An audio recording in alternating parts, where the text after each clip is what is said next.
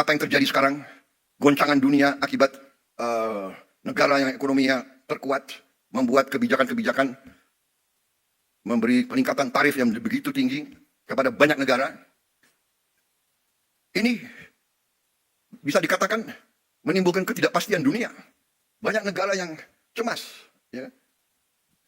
Padahal sebenarnya pendiri-pendiri bangsa kita dari sejak dulu, dan termasuk saya bertahun-tahun saya sudah ingatkan, mari kita bangun ekonomi kita dengan sasaran berdiri di atas kaki kita sendiri. Saudara, itu pembukaan, dan sekarang saya ingin mengundang beberapa tokoh dalam pengelolaan ekonomi kita untuk menyampaikan kondisi ekonomi yang apa adanya, yang real, the real situation. Mereka akan paparkan, kemudian kita buka kesempatan untuk ada tanggapan, ada sanggahan, ada pertanyaan, kita terbuka.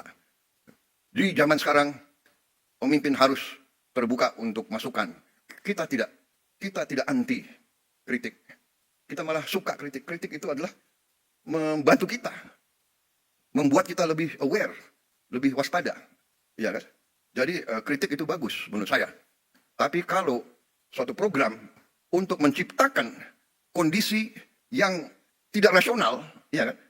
Nah, ini harus terus diadakan istilahnya klarifikasi dan penjelasan, ya kan?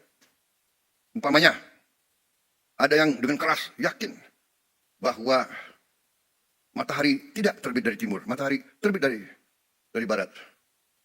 Karena dia ngomong 500 kali, 1000 kali matahari dari barat. Jangan-jangan ada sebagian rakyat kita yang percaya matahari terbit dari barat. Itu adalah ilmu propaganda. Itu ada di buku semua. Itu keahlian Hitler dan Joseph Goebbels. Kalau kebohongan diulangi berkali-kali dan terus-menerus, lama-lama orang percaya dengan kebohongan. Itu ada di buku The Art of Propaganda. Ya kan? Dan itu kita pelajari, semua negara pelajari. Dan itu yang dilakukan, itu namanya psychological warfare, psychological operation, dan itu sering dilakukan untuk mendestabilisasi suatu negara yang tidak disukai oleh negara lain. Saya juga heran, ya ada orang yang mengatakan Indonesia gelap. Ya, saya kalau dia memang merasa gelap, ya itu hak dia. Tapi kalau saya bangun pagi saya lihat Indonesia cerah, iya kan? Kalau saya ketemu petani gembira, harga pangan, peningkatan hasil mereka naik secara drastis. Produksi naik secara drastis. Kita potong semua regulasi yang nggak benar. Kita sederhanakan. Saudara, ada Menteri Pertanian di sini. Menteri Pertanian itu selalu ada di sawah. Keliling kemana-mana, ya sudahlah, nggak apa-apa. Dia mengatakan kepada saya, Pak, tadinya dari pabrik pupuk sampai petani harus tanda tangan 15 menteri. 30 sekian gubernur. 500 bupati. Baru sampai ke Gapoktan. Saya bilang Menteri Pertanian tidak ada. Dari pabrik pupuk langsung ke petani. Gak ada lagi itu tanda tangan, langsung. Alhamdulillah.